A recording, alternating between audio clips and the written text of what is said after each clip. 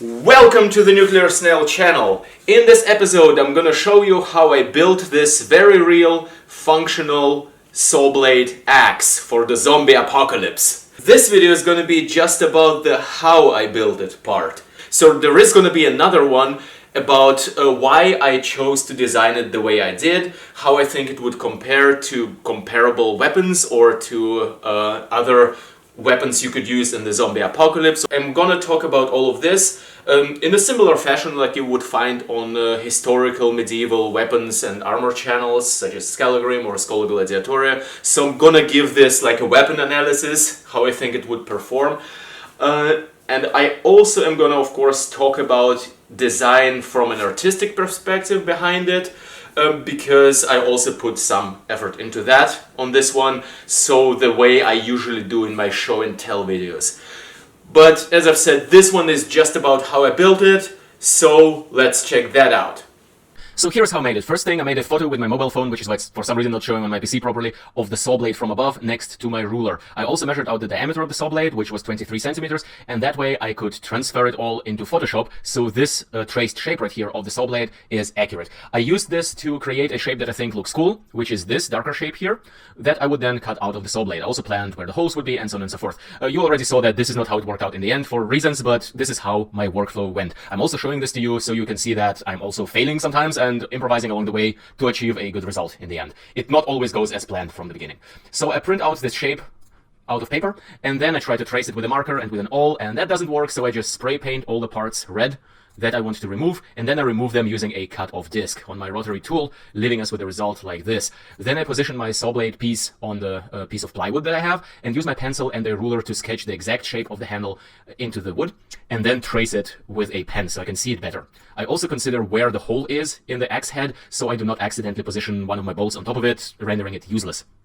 I then take the shape and the plywood to my scroll saw, which makes a quick work of it. And this is what it looks like. I think the shape is really nice, but I decided to ditch it later on. I will explain the reasons. So I then glue using double-sided adhesive tape pieces here, here, and here, my piece that I just made, to another piece of plywood, and then I take them both to the scroll saw using the top one as a guide. Just a couple of pieces of double-sided adhesive tape, which is pretty strong because I use a strong variation of it, were sufficient to hold it in place firmly enough for this job so they don't shift against each other. But once I had this in the hand, I just jammed a screwdriver between the two and pried them apart. Now, what I also wanted to do is to have an aluminum piece in between the two pieces of wood here. For one, it simulates a full tang look, even if it's not a full tang. For other part, it also adds sturdiness to the handle, and even if it's not a real full tang, it helps the blade to stay in its place, because the blade will be fixated by bolts here, and it will butt right against the aluminum piece here, so it will further prevent it from rotating and shifting and so on and so forth. Also, there is just the fact that if you have two flat pieces of wood like this, and you want to jam something in between them like this, and it has a thickness to it, you can either say, I don't care, and just have them, have a thicker piece wedged in between the two and have like a bit of distance between them and have them bending a bit, but this was not a neat solution. So I took a piece of aluminum, which is exact same thickness as the saw blade here, which is 1.5 millimeters, and this way I can make just a nicer construction with a bit of sturdiness added. As I've said, it's not as good as a full tang, obviously, but also this was a lot easier to make, especially without a forge, which I don't have. And also, it's just, a quick build, basically. So this is what I did. I did not trace it or cut it together with the wood pieces. Cutting aluminum on a scroll saw is a bit trickier than cutting wood, and I just traced it and cut it then. And then I adjusted the pieces of wood and the aluminum to each other, just using my sander. So this sandwich, I think it adds a lot of stability compared to just wood, especially against forces going in this direction, like you would when you strike with a thing like this on a zombie skull or on some piece of wood that you're working on or whatever. So then I just drill holes through the handle, and it looks like this then. So first I drill the first hole, plop a bolt into it to help fixate it in place, then I drill the second hole, and then the third. So then I plop in the axe head for now just with a small bolt, and here it's butting against the aluminum piece that's inside. And this is not the final version of it, of course. I just used this in order to handle it, so just swing it around slowly and just have it in my hand to know how it feels in the hand. For that I also use my power file to remove the sharp edges from the wood to make the handle nicer, so it feels nice in the hand, and then I check it out. And here is why I decided to remove this spike, after all. It looks cool, yes, but first, there is a lot of weight in this, if you consider the distance from my hand to here, at least for a use against a zombie, which is a weapon use, so it needs to be lively in the hand. And with this leverage, with this distance, there is already enough of a punch behind it, even without so much weight. So this is not like a wood-splitting axe, this is a lot lighter, as it should be, and weight saving was one of the reasons.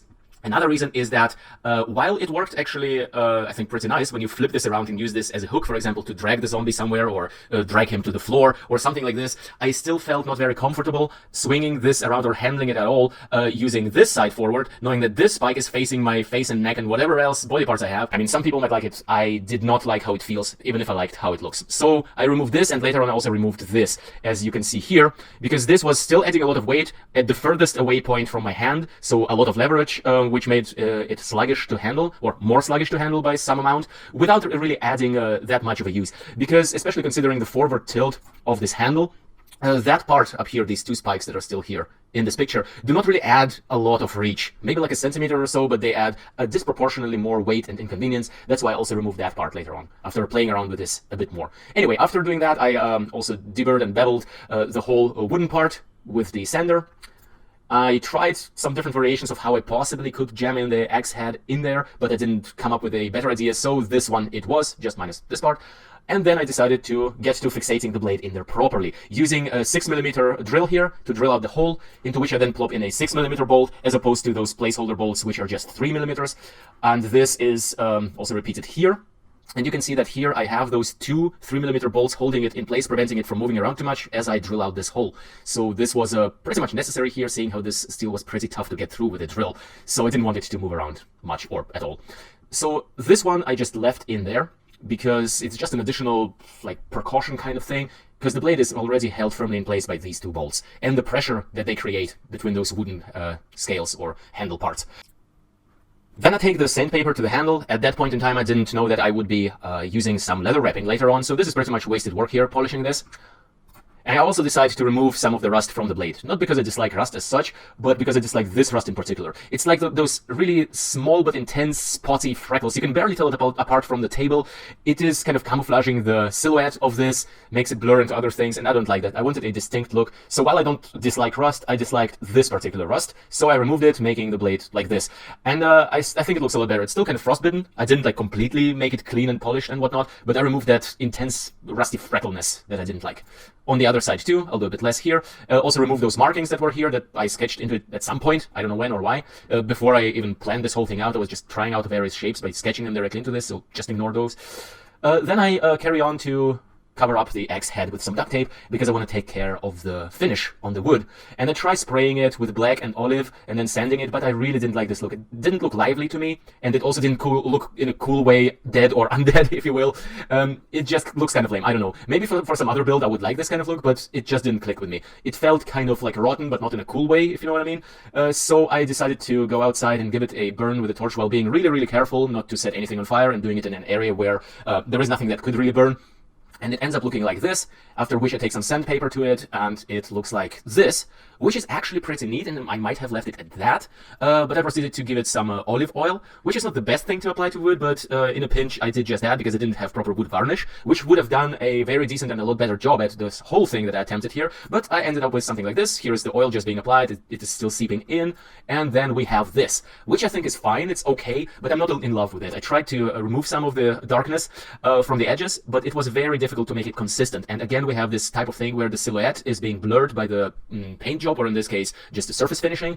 Here we have some really dark areas, here we have some really light ones, and again I didn't really manage to make it more balanced out, so I did not like it that much. It's okay. I mean, some might like this look more than what I ended up with in the end, but I was not in love with it. I've decided to proceed with something else, namely straightening out the edge of this, because here we're looking at the saw blade from the front, and the teeth of it usually go like to the left, to the right, to the left, to the right, just a bit, because that is apparently better for sewing it, for sewing wood, when the sewing blade is used as such.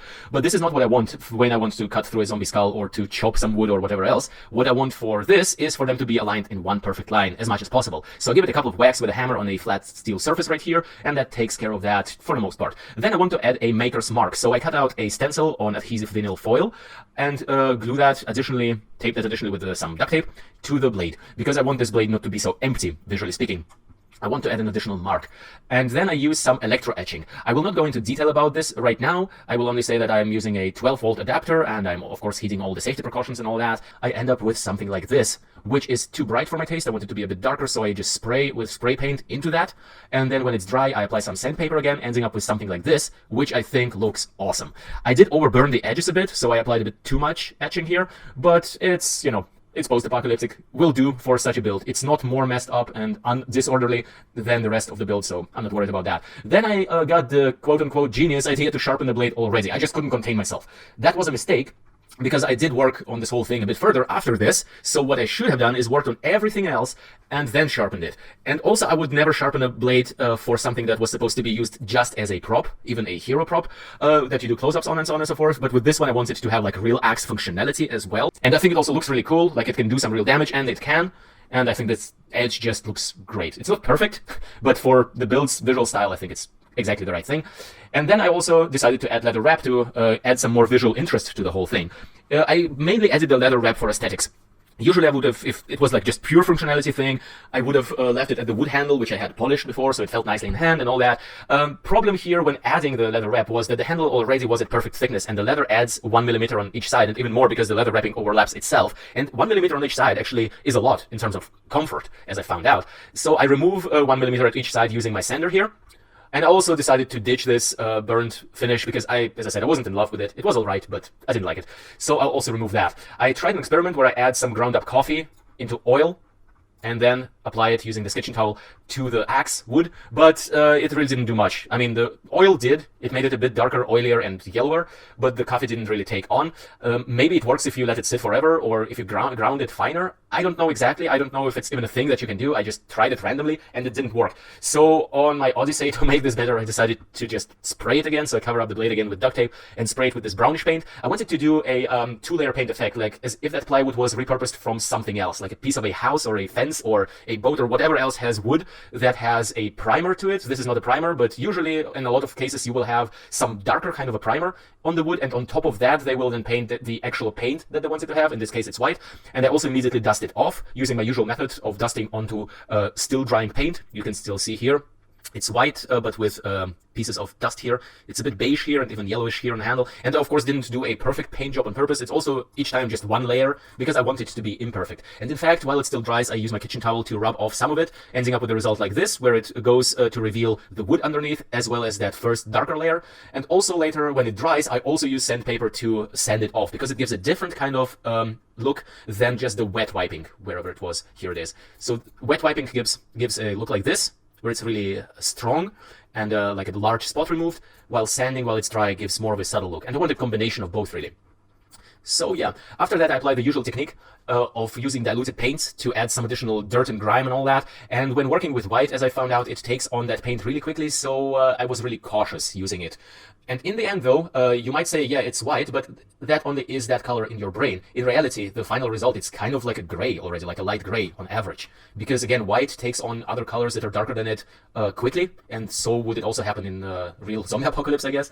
Anyway, I proceed with this until I'm satisfied with the result for now, with this edge wear and tear and also the base grimy, grungy surface. And then I proceed to cut some leather strips using my knife and this heavy metal ruler. By the way, dibs on heavy metal ruler as a heavy metal band name.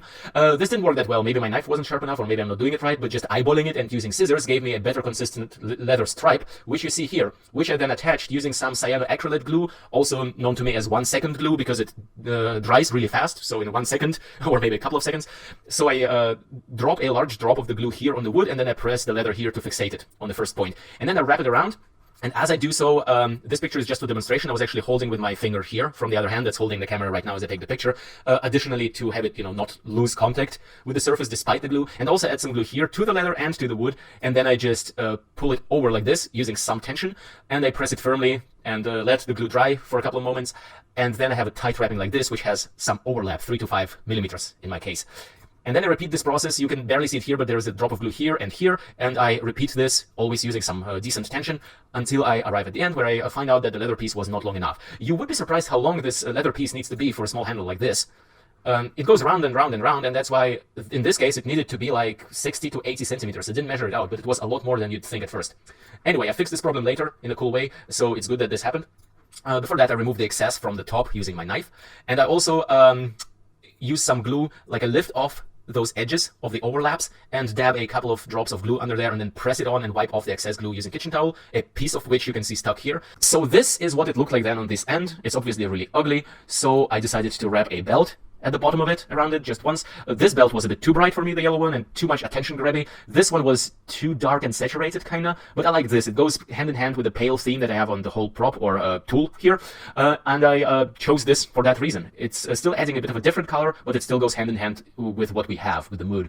I use these small nails, which are held by my pliers here, to fixate the belt to the wood here, and I use some tension to wrap it around, and when it goes around I use 3 of those nails to hammer it in, so these 3 go through all the both layers of the belt and through the leather and through the wood. And additionally I also add some of the glue here on the edge to also glue it in place. And then, since it really worked well with the belt, for some reason, like I don't know what this belt is made of, probably something synthetic, but that glue plus that belt resulted in something that feels like hard plastic kind of thing. So I also added to this fraying edge to prevent any fraying, which made it really like almost solid, which then felt a bit uncomfortable when touching it, so I sanded it off as well. So now it's nice and smooth, but at the same time it's not poking into the hand if touched accidentally or when holding the thing with 2 hands. Anyway, I then found out that for visual balance I also want a belt here, but not the same thickness. I want it thinner because it just gives a more dynamic composition to the whole thing. So I use this leather belt right here, which has kind of the same-ish color, and I use the same method with the nails as I've shown before. So then it looks like this. This is the other side. I flipped it over, and here you see some more remains of the kitchen towel on the leather, which doesn't bother me that much because in one of the next steps I add distressing to that leather anyway. At this point I really had to clean up this surface right here on this table because it was really driving me nuts how chaotic it was. I can't work like this. I had to clean up. So then I also had to clean up this metal strip here using my file so that it reveals better from all the paint that might still be on it, because I really wanted it to show the metal. As mentioned, I use the sander here, take it to the leather, and end up with an effect like this. And then I add some final details. You can see more grunge stuff here, applied really carefully and sparingly, also a stencil sprayed on. And here I used my leather punches, which are actually designed for metal. But just as I did on the zombie warhammer, I hammer in the character's name, which is Jay in this case, into the wood. And then I dab some liquid paint on top of it and wipe off the excess, so it remains inside of the letters. And you can see here around this area it's kind of grayish because it was all over this area, and then I just wipe it off before it dries completely. It doesn't bother me. In fact, I think it adds authenticity. So this J character who lives in that bunker would be like doing this, I guess, without caring about the gray spot too much. By the way, this logo that I added to the blade, it's a logo of Bunker Ypsilon, which is a fictional thing that I did. Like I did this logo to add to one of my costumes in the past, and this A07 is just like a random number. So it doesn't really mean much. It was supposed to be like kind of a maker's mark, so that's why I just said this character who lives in a bunker. So, or maybe he bought this weapon from someone who made it in a bunker and then added his name to it. As I always say, your props and stuff tell stories. This not being really a prop anymore, but being a functional tool / weapon. But anyway, in terms of telling a story, I wanted it to tell a story as much as a prop would. So I also add this stencil right here in red, so you can see that it's in the end kind of an asymmetrical design on the 2 sides. Here we have this red, and here we have this mark right here, and also this stencil and a punch on the wood here. So this is the final result. I like it, I hope you do too, and this is how I made it. Alright, I hope this was interesting and entertaining to you. As I've said, stay tuned for another video where I talk about this in more detail from other points of view rather than just how I built it. And if you like this channel, if you want to support me, there is a link in the video description to my Patreon. There is a link in the description as well to the Nuclear Snail community group. You can there post your pictures and exchange with other people who are into this hobby of post-apocalyptic props and costumes and sometimes actually functioning sawblade axes. Until then, hail the snail.